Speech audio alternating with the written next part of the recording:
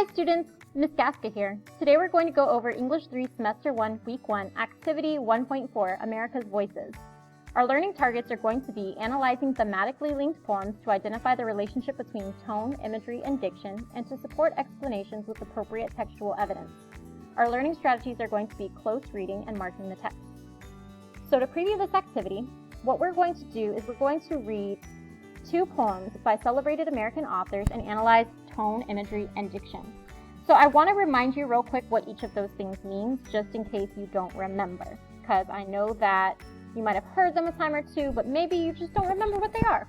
So tone, when you hear the word tone, it's describing the author's attitude toward the subject. And what I mean by that is there are going to be certain words with connotations, and that's going to help create a tone, meaning a way that it sounds that lets you know how the author feels about the subject. So then you have diction and imagery. Imagery is when the author paints a picture in your mind by evoking the senses. So they're going to be painting a picture of the way things sound, the way things smell, the way things taste, the way things feel, and the way things look. So those are the 5 senses. So when your author is using imagery, they're going to be trying to appeal to those 5 senses. And then last but not least, you have diction, which just means word choice. Think about the word dictionary, which is full of words to choose from, and then diction, word choice. It kind of makes a lot of sense. So now we're going to look at the most important part, which is setting a purpose for reading. It's going to tell us what we should do while we're reading these things. Ooh, it's still blue. All right, so one thing we're going to do is underline phrases that activate your senses. So anything that has to do with these 5 senses that we just talked about. We're going to highlight words that seem to indicate tone. So things that kind of hint to us what the author's attitude toward the subject is.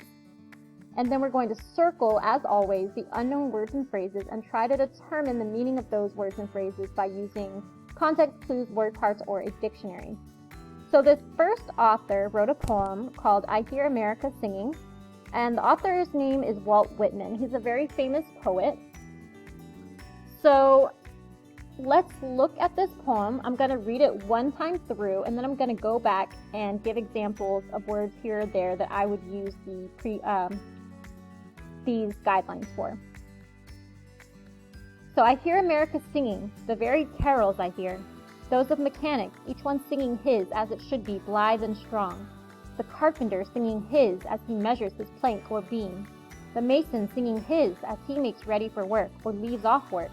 The boatman singing what belongs to him in his boat, the deckhand singing on the steamboat deck.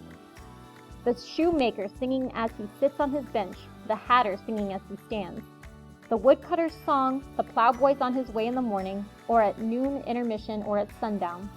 The delicious singing of the mother, or of the young wife at work, or of the girl sewing or washing, each singing what belongs to him or her and to none else. The day what belongs to the day. At night the party of young fellows, robust, friendly, singing with open mouths their strong, melodious songs. So, we're going to go back and look for those things. First, we're going to underline phrases that activate our senses. I'm only going to do a couple for you because I want you to be able to find some for yourself, but you're looking for things that describe a sound, a smell, a taste, a feel, or a look. That's what we're going to do first. Then we'll go and highlight words that indicate tone and circle unknown words. So I hear America singing the very carols I hear. So already I have here, oh whoops, I've got the wrong thing. I'm going to be using underline. So I'm hearing, so that's talking about the sense of sound, obviously. So I hear, what do I hear? I hear America singing, I hear them singing very carols. Okay, so carols like Christmas carols, I'm guessing, but like different, not Christmas related. So those are mechanics, each one singing his as it should be blithe and strong. So blithe is another word for like happy or carefree. So they're describing the songs. So this is kind of like upbeat, chipper songs. So it kind of goes along with that, and thus it kind of evokes the sense of hearing. And then it's describing the different things these people are doing.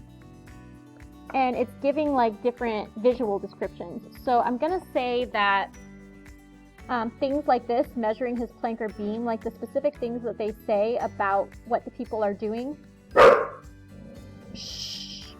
Sorry, my doggies are barking. So the different things, like as he sits on his bench, like they're giving us a visual to be looking for. Then we have the day, what belongs to the day, the party, the fellows, robust and friendly.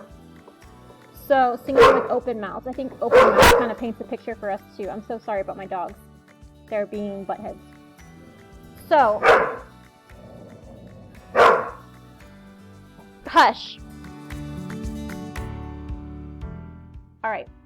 So the other thing we need to do is we need to highlight words that indicate tone. So remember, the tone is the author's attitude toward the topic. So what we have to do first is figure out what the topic is.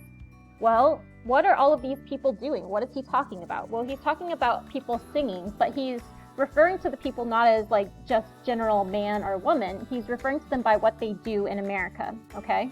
So he's talking about people singing at work. Have you guys seen Snow White? If so, you probably know that song, Whistle While You Work, do-do-do-do-do-do-do. It's kind of like that. These people are all singing while they work. So he's kind of taking on this kind of positive attitude toward the subject of work, like everybody's happy, everybody's singing.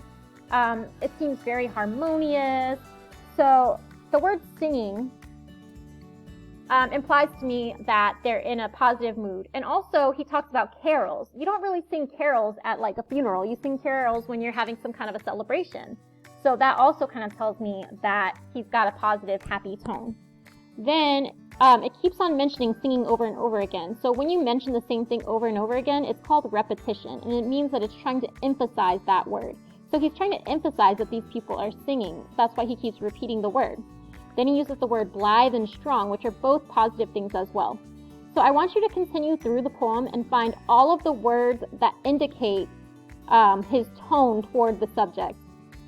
And also continue to find those words here or there that describe different parts of imagery.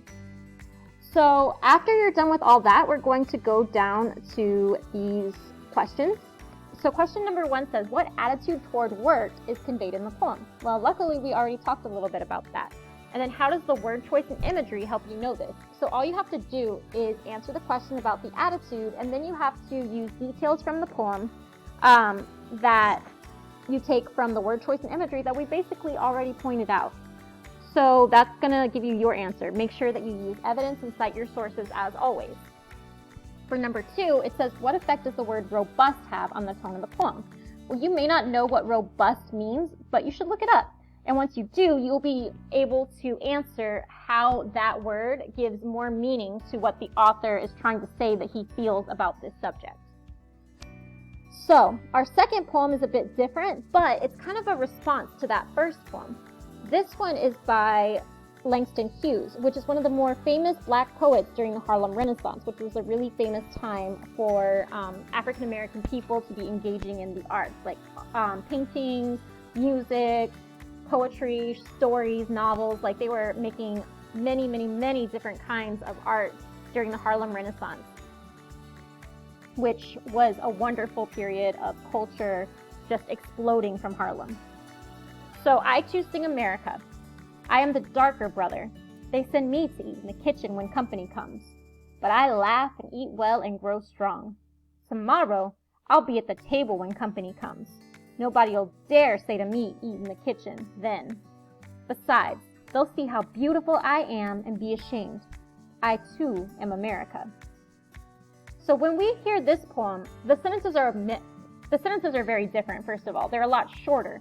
They seem like they pack up more of a punch because of how short they are. He's not trying to say too much. He's saying, this is what it's going to be. This is how it is. Like it or not, that's how it's going to be. So he says, I too sing America. So he's using sing too, just like the other poem does. So I'm going to highlight that. I am the darker brother. So he's giving us a visual by describing that he's the darker brother. He's the man that has the dark skin. They send me to eat in the kitchen when company comes. Here he's describing a visual. We could see him eating in the kitchen with the other people who work in the house. but I laugh and eat well and grow strong. So that's another word that was used in the previous poem. So it might be kind of significant that he's growing strong. Maybe that's going to make it harder for other people to control him. So tomorrow I'll be at the table when company comes, meaning instead of being back in the kitchen where all the slaves and the maids have to wait, he's going to be at the table with everybody else just like a regular member of the family. He's not going to be waiting on people anymore. He's going to be an equal. When you invite people to sit at the table with you, you're saying, you're my equal. You can join me to eat. I welcome you to my circle. So when he joins the table, he's saying, I'm going to be welcomed. I'm going to be a part of, the rest of the group. Nobody will dare say to me, eat in the kitchen then. So why not? Why dare? Are they scared of him? Like, what are they trying to say by the word dare? Besides, they'll see how beautiful I am and be ashamed. I too am America. Be ashamed. Think about that too. They're ashamed for the way that they treated him in the past.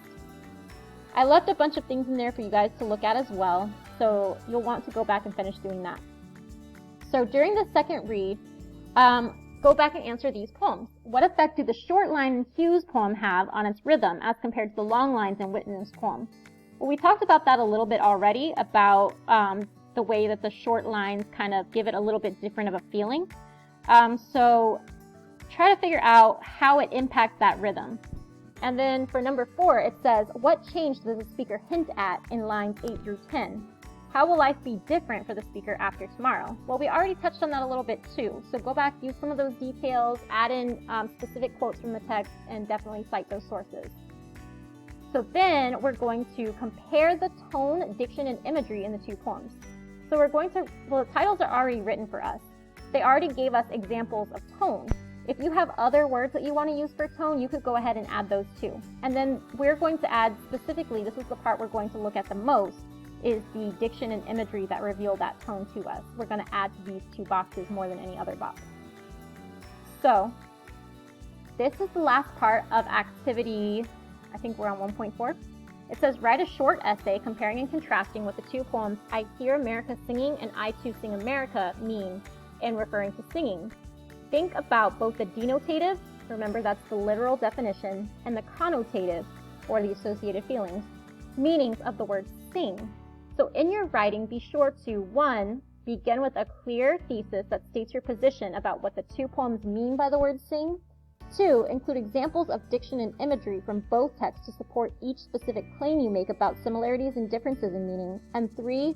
Include clear transitions between points and a concluding statement that reinforces your thesis. Now, I know it's asking for a short essay, but just like previously, I want you to write a long paragraph. Make sure that you hit all 3 of these things, but it doesn't need to be an entire essay. When I hear essay, I think of a 5-paragraph essay that's structured and set up very well. This is asking for a short essay. To me, that just means long paragraph, so that's what I'm asking for here. Please make sure, though, that you're using quotes from the poems, you're using specific examples, you're leading into those quotes, and that you're citing your sources, because I want to know that you guys know how to do those things correctly. So that's the end of this video. I'm glad that you watched. Thank you for watching, and I hope you have a great day. Take care.